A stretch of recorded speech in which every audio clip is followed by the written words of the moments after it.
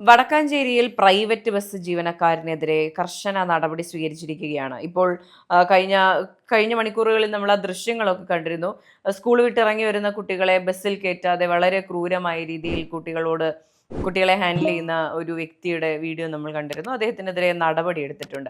അപ്പോൾ ഈ private bus ജീവനക്കാർ പണ്ട് മുതലേ നമ്മൾ കാണുന്നതാണ്. കുട്ടികളോടൊരു എനിക്ക് തോന്നുന്നു ST എടുക്കുന്ന കുട്ടികൾക്കാണെന്ന് തോന്നുന്നു. ഈ പറഞ്ഞ പൈസ കുറച്ചേ കിട്ടുള്ളൂ എന്നുള്ളത് കൊണ്ടാകാം ചിലപ്പോൾ ഭയങ്കര മോശമായ രീതിയിൽ പെരുമാറുന്ന ഒരു രീതി ഇപ്പോഴും ഉണ്ടല്ലേ? പിന്നെ തീർച്ചയായും അത് ഞാനൊക്കെ സ്കൂളിൽ പഠിച്ചുകൊണ്ടിരുന്ന സമയത്ത് അധികം ഒരു ഹരാസ്മെന്റ് നേരിടേണ്ടി വന്നിട്ടില്ല. പക്ഷെ കുറച്ച് വർഷം, അതായത് കുറച്ച് വർഷങ്ങളായി ഈ സ്കൂളിൽ പഠിക്കുന്ന കുട്ടികളോട്, അതായത് സ്റ്റുഡൻസ് കൺസെഷനിൽ യാത്ര ചെയ്യുന്ന വിദ്യാർത്ഥികളോട് പരമ പുച്ഛമാണ് ഇപ്പോഴത്തെ മിക്ക കണ്ടക്ടറുകളും അല്ലെങ്കിൽ പണ്ടും ബസ് ഉണ്ടായിരുന്നു. ജീവനക്കാരും. ഞാനൊക്കെ പഠിക്കുന്ന സമയത്തും ഞാൻ KSRTC-യിലായിരുന്നു പോയിക്കൊണ്ടിരുന്നത്. അപ്പോൾ പ്രൈവറ്റ് ബസ്സിൽ കയറുന്ന കുട്ടികൾ പറയുമായിരുന്നു, വലിയ ബുദ്ധിമുട്ടാ, ചിലപ്പോൾ കയറില്ല, അല്ലെങ്കിൽ ഭയങ്കര ദേഷ്യത്തിലാണ് ഞങ്ങളോടൊക്കെ പെരുമാറുന്നത് എന്നൊക്കെ പറയുന്നത് കേട്ടിട്ടുണ്ട്. പിന്നെ ഞങ്ങൾ കോളേജിലായതിനു ശേഷം ഈ കൺസെഷനെ ചൊല്ലി ഈ ബസ്സുകാരായിട്ട് സ്ഥിരം തർക്കങ്ങൾ ഉണ്ടായിരുന്ന ഒരു സാഹചര്യം ഉണ്ടായിട്ടുണ്ട്.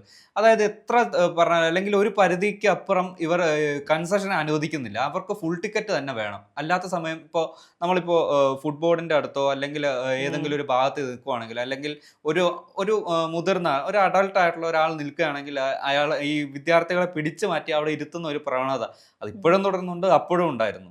അപ്പൊ ഇതെന്തിനാണ് ഇവരോട് അതായത് ഈ വിദ്യാർത്ഥികളോട് എന്തുകൊണ്ട് ഈ ഒരു ജീവനക്കാർ അല്ലെങ്കിൽ പ്രധാനമായിട്ട് കണ്ടക്ടർമാരുടെ ഈ ഒരു വിരോധം എന്താണെന്ന് വെച്ചാൽ, അവർക്ക് കാര്യമായിട്ടുള്ള ഒരു മെച്ചം ഈ ഒരു കുട്ടികളിൽ നിന്ന് ലഭിക്കുന്നില്ല എന്നാണ്. പക്ഷേ ഈ കുട്ടികളാണ് നാളത്തെ വാഗ്ദാനങ്ങൾ, അല്ലെങ്കിൽ ഈ ഒരു വിദ്യാർത്ഥികളാണ്, പഠിക്കാൻ പോകുന്ന കുട്ടികളാണെന്നുള്ള ഒരു പരിഗണന പോലും നൽകാതെയുള്ള ഒരു ക്രൂരമായിട്ടുള്ള പല സംഭവങ്ങൾ നമ്മുടെ മുന്നിൽ തന്നെ സംഭവിച്ചിട്ടുണ്ട് ഇതുവരെ. അതുപോലെ തന്നെ ഈ റോഡുകളിലെ മരണപ്പച്ചിലുകൾ നമ്മൾ കണ്ടിട്ടുണ്ട്. ഇപ്പോൾ കഴിഞ്ഞ കുറേ ദിവസങ്ങളായി സോഷ്യൽ മീഡിയ എടുത്ത് നോക്കുകയാണെങ്കിൽ ഒരു ബസ് മറ്റൊരു ബസ്സിൽ ഇടിക്കുന്നു, ഓവർടേക്ക് ചെയ്ത് റിവേഴ്സ് എടുത്തിടിക്കുന്നു, അങ്ങനെ കുറേ സംഭവങ്ങളൊക്കെ ഉണ്ട്. ഇവരൊക്കെ തമ്മിൽ വലിയൊരു കോമ്പറ്റീഷൻ ഉണ്ട്. അതുപോരാത്തതിന് ഇവർക്ക് എല്ലാവർക്കും കളക്റ്റീവായിട്ട് KSRTC-യോട് ഒരു കോമ്പറ്റീഷൻ ഉണ്ട്. അങ്ങനെ ഒരു ഒട്ടും സിസ്റ്റമാറ്റിക് അല്ലാത്ത രീതിയിലാണ് പോകുന്നത്. എന്ത് ചോദിച്ചാലും ഇതിനൊരു ന്യായീകരണമായി രണ്ടറ്റം കൂട്ടിമുട്ടിക്കാനാണല്ലോ എന്ന് ആലോചിക്കുമ്പോഴാണ് എന്ന് പറയുന്ന പോലെ ഇപ്പോൾ ഇവരുടെ ആറ്റിറ്റ്യൂഡിൽ ഒരു വ്യത്യാസം ഉണ്ടാകണം. ഇപ്പോൾ പണ്ട് ഞാൻ പറഞ്ഞല്ലോ, ഞാൻ KSRTC-യിലായിരുന്നു പൊക്കോണ്ടിരുന്നത്. എന്നോട് പ്രൈവറ്റ് ബസ്സിൽ കയറുന്ന കാര്യം ചോദിക്കുമ്പോൾ എനിക്കൊരു ടെൻഷനായിരുന്നു. ഇനി അവര് ദേഷ്യപ്പെടുമോ എന്നോട്, ഞാൻ ഫുൾ ടിക്കറ്റ് എടുത്താലും ഞാൻ കൺസെഷൻ എടുക്കുകയാണെന്ന് വിചാരിച്ച് എന്നോട് ദേഷ്യപ്പെടും, അങ്ങനെയുള്ള ടെൻഷൻ അടിച്ചൊക്കെ ഞാൻ പ്രൈവറ്റ് ബസ്സിൽ കയറാൻ എനിക്ക് മടിയുണ്ടായിരുന്നു. അപ്പോൾ എത്രയോ ആൾക്കാരുടെ മനസ്സിൽ ആ ഒരു തോട്ട് ഉണ്ടാവും. അപ്പോൾ ഇവരുടെ സമീപനത്തിലൊരു മാറ്റം ഉണ്ടായാൽ എനിക്കൊന്ന് വലിയ മാറ്റങ്ങൾ ഉണ്ടാവുമായിരിക്കും. ഇപ്പോഴത്തെ സാഹചര്യം നോക്കുകയാണെങ്കിൽ എനിക്ക് തോന്നുന്നു പ്രൈവറ്റ് ബസ് അല്ലെ, ഐ മീൻ KSRTC പ്രിയദർശിനി സൗജന്യ യാത്ര കൊടുത്തതിൽ അത്ര തൃപ്തരല്ല ഈ പറഞ്ഞ പ്രൈവറ്റ് ബസ് മുതലാളികൾ അല്ലെങ്കിൽ തൊഴിലാളികൾ പോലും. അവരുടെ കൺസേൺസ് ന്യായമാണ്. എങ്ങനെയാണ് ആൾക്കാർ കയറുക, ഞങ്ങൾക്ക് കച്ചവടം കുറയില്ലേ, ഐ മീൻ ഞങ്ങൾക്ക് സർവീസ് കുറയില്ലേ, ഞങ്ങൾക്ക് ഇനി ആൾക്കാർ കയറില്ല എന്നൊക്കെ പറയുന്ന ഒരു സാഹചര്യമുണ്ട്. പക്ഷേ ഞാൻ പ്രിയദർശിനിയുടെ ഫസ്റ്റ് ഡേ പബ്ലിക് ഒപ്പീനിയൻ എടുക്കാൻ പോയപ്പോൾ കുറച്ച് പ്രൈവറ്റ് ബസ്സിൽ നല്ല കുറച്ച് ചേട്ടന്മാരെയൊക്കെ കണ്ടായിരുന്നു. അപ്പോൾ പലരും ലൈക്ക് കാര്യമായിട്ട് തന്നെ അവരുടെ ആശങ്കകൾ പങ്കുവയ്ക്കുന്നുണ്ട്. ചിലർ പറയുന്നുണ്ട് നല്ലതല്ലേ, ഇപ്പോൾ പ്രൈവറ്റ് ഈ സൗജന്യ ബസ് യാത്ര ആവശ്യമുള്ളവർ, എത്രയോ പേര് പൈസ ഇല്ലാത്തവർ പോകാൻ പറ്റുമെങ്കിൽ അത്രയും നല്ലതല്ലേ. അതുമല്ല, എൻ്റെ ഒരു പേഴ്സണൽ ഒപ്പീനിയനിൽ ഇപ്പോൾ പബ്ലിക് ട്രാൻസ്പോർട്ട് വേണം എന്ന് ആഗ്രഹിച്ച് റോഡിൽ ഇറങ്ങി നിൽക്കുന്ന കുറേ ആൾക്കാരുണ്ടാവും. കുറച്ച് പേര് ഈ പറഞ്ഞ പ്രിയദർശിനി ബസ്സിൽ കയറും. അതുപോലെ തന്നെ ഈ പറഞ്ഞ പ്രൈവറ്റ് ബസ്സിലേക്കും പോകാനുള്ള സാധ്യതയില്ലേ. ഇപ്പോൾ കുറേ പേർക്ക് പബ്ലിക് ട്രാൻസ്പോർട്ട് യൂസ് ചെയ്യണം എന്നുള്ള തോട്ട് ഇപ്പോൾ വന്നു. അപ്പോൾ അത് പാരലായിട്ട് ഈ പറഞ്ഞ പ്രൈവറ്റ് ബസ്സിലും ആ ഒരു നമ്പേഴ്സ് റിഫ്ലക്റ്റ് ചെയ്യും. അവരുടെ ഫസ്റ്റ് ഡേ നോക്കുകയാണെങ്കിൽ അവരോട് ചോദിക്കുമ്പോൾ തന്നെ പറയുന്നുണ്ട്, ഞങ്ങളുടെ ബസ്സിൽ അങ്ങനെ കാര്യമായിട്ട് കുറവൊന്നുമില്ല, പക്ഷെ ഇതൊക്കെയാണ് ഞങ്ങളുടെ ആശങ്കകൾ എന്ന് പറയുന്നുണ്ട്. എന്നാലും ചില പ്രൈവറ്റ് ബസ്സുകൾ സ്ഥിരമായി യാത്ര ചെയ്തുകൊണ്ടിരിക്കുന്ന ആൾക്കാരുണ്ട്. അത് KSRTC ബസ്സുകൾക്ക് എത്താൻ പറ്റാത്ത സ്ഥലങ്ങളിൽ വളരെ സഹായകമാണ് ഈ ചില പ്രൈവറ്റ് ബസ്സുകൾ. ഇതുപോലുള്ള പ്രൈവറ്റ് ബസ്സുകളെ ഈ ഒരു പ്രിയദർശിനി പദ്ധതിയിലേക്ക് ഉൾപ്പെടുത്തിയാൽ, ഇപ്പോൾ പ്രൈവറ്റ് ബസ് ഓപ്പറേറ്റേഴ്സിൻ്റെ ഒരു താല്പര്യം അല്ലെങ്കിൽ അവരുടെ ഒരു നിബന്ധന എന്താണെന്ന് വെച്ചാൽ, ഈ ഒരു പദ്ധതിയിലേക്ക് ഞങ്ങളെയും ഉൾപ്പെടുത്തണം. അത് മാത്രമല്ല, ഈ ഒരു പെട്രോൾ, ജീവനക്കാരുടെ ബാറ്റ അതുപോലുള്ള കാര്യങ്ങളെല്ലാം ഞങ്ങൾ ഏറ്റെടുത്തോളാം.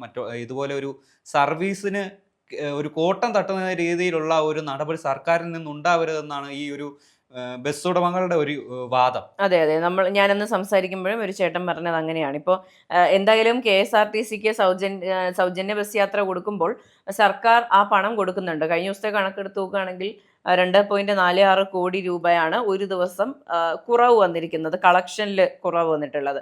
അപ്പോൾ KSRTCക്ക് ആ പണം കൊടുക്കുന്നത് സർക്കാരാണ്.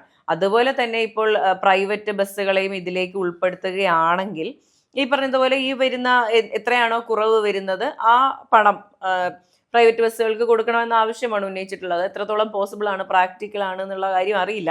അതേസമയം എനിക്കൊന്നും ആർക്കും നഷ്ടമോ നേട്ടമോ കോട്ടമോ ഒന്നും ഇല്ലാത്ത രീതിയിൽ ഈ കാര്യം ഡീൽ ചെയ്യാൻ ചർച്ചകൾ പുരോഗമിക്കുന്നുണ്ട് എന്നാണ് മനസ്സിലാകുന്നത്. അതേസമയം മുഖ്യമന്ത്രി പറയുകയും ചെയ്തിട്ടുണ്ട്, അതായത് പ്രൈവറ്റ് ബസ്സിനെയും ഈ ഒരു പ്രിയദർശിനി പദ്ധതിയിലേക്ക് ഉൾപ്പെടുത്തും, അവരെയും ഒരു കാരണവശാലും നീക്കി നിർത്തില്ല, അവരെ ഈ ഒരു പദ്ധതിയുടെ കൂടെ കൊണ്ടുപോയാൽ വലിയൊരു നേട്ടം ഈ ഒരു പ്രിയദർശിനി പദ്ധതിക്ക് ഒരു ലേബലിൽ പ്രൈവറ്റ് ബസ്സിനും അല്ലെങ്കിൽ സർക്കാർ ബസ്സുകൾക്കും ഒരു രണ്ടിനും കോട്ടമില്ലാത്ത രീതിയിൽ ഒരു ലാഭം കിട്ടും നമ്മുടെ കേരളത്തിൽ നിന്ന് മാത്രം. അതെ, അപ്പോൾ ബേസിക് ആയിട്ട് ഇവരെല്ലാം ശ്രദ്ധിക്കേണ്ടത് ഈ രീതികളിൽ ഒരു മാറ്റം ഉണ്ടാകണം.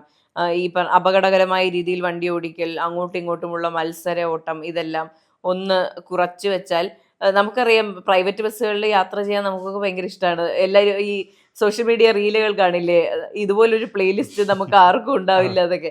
അപ്പോൾ എല്ലാവരും എൻജോയ് ചെയ്യുന്നതാണ് ഈ പറഞ്ഞ പ്രൈവറ്റ് ബസ്സുകളാണെങ്കിൽ പോലും. പക്ഷെ ഇത്തരത്തിലുള്ള സംഭവങ്ങൾ വളരെ ബ്ലാക്ക് മാർക്ക് ഉണ്ടാക്കുന്ന സംഭവങ്ങളാണ്. ഇപ്പോൾ കുട്ടികൾക്ക് ബസ്സിൽ കയറാൻ മടി തോന്നും, അപ്പോൾ സ്വാഭാവികമായും പാരൻസിനും ആ ബസ്സിൽ കയറാനുള്ള വിമുഖതയുണ്ടാകും. ഇത് കേൾക്കുന്ന പൊതുജനത്തിനൊരു ഭയം ഉണ്ടാകും. അപ്പോൾ സ്വാഭാവികമായിട്ടും നിങ്ങളുടെ മാർക്കറ്റ് അവിടെ ഇടിയുകയാണ്. ചിലപ്പോൾ 1-2 എക്സെപ്ഷണൽ കേസസ്, ഇതുപോലത്തെ 1-2 മനുഷ്യരായിരിക്കാം, അതുപോലത്തെ 1-2 ജീവനക്കാരായിരിക്കാം ഇതിനൊക്കെ പിന്നിലുള്ളത്. ഇങ്ങനെ ധാർഷ്ട്യത്തോടെ പെരുമാറുന്ന 1-2 പേരേ ഉണ്ടാവുള്ളൂ. പക്ഷെ ഇത് ഉണ്ടാക്കുന്ന ഇമ്പാക്റ്റ്, നമ്മൾ പോലും പ്രൈവറ്റ് ബസ്സുകളെ പറ്റി സംസാരിക്കേണ്ടി വന്നത് ആ ഒരു വ്യക്തിയുടെ ഒരു ചെയ്തി കാരണമാണ്. അത് മാത്രമല്ല, മറ്റൊരു കാര്യം എന്താണെന്ന് വെച്ചാൽ, ഒരു കാലത്ത് അല്ലെങ്കിൽ ഒരു സമയത്ത് ഈ ഒരു പദ്ധതി വരുന്നതിന് മുമ്പ് KSRTCയെ വെട്ടിച്ച് മുന്നോട്ട് പോയിക്കൊണ്ടിരുന്ന പ്രൈവറ്റ് ബസ്സുകൾ ഉണ്ടായിരുന്നു സമയക്രമത്തിന് വേണ്ടി, അതായത് അമിത ലാഭത്തിന് വേണ്ടി. ഇപ്പോൾ ഈ ഒരു പ്രിയദർശിനി പദ്ധതിയിലേക്ക് ഉൾപ്പെടുത്തിയാൽ ഇവർ തമ്മിലൊരു സമയക്രമത്തിൽ ഒരു എന്താ പറയുക, ഒരു ഡീല് വരികയും രണ്ടുപേരും തമ്മിൽ ഒരു ഫ്രണ്ട്ലി ആയിട്ടുള്ള ഒരു ടൈമിൽ അഡ്ജസ്റ്റ് ചെയ്ത് ഒരു ഓട്ടം പലയിടത്തേക്കും പോകുന്ന വഴി യാത്രക്കാർക്കും ഇത് ഉപകാരപ്രദമാവും.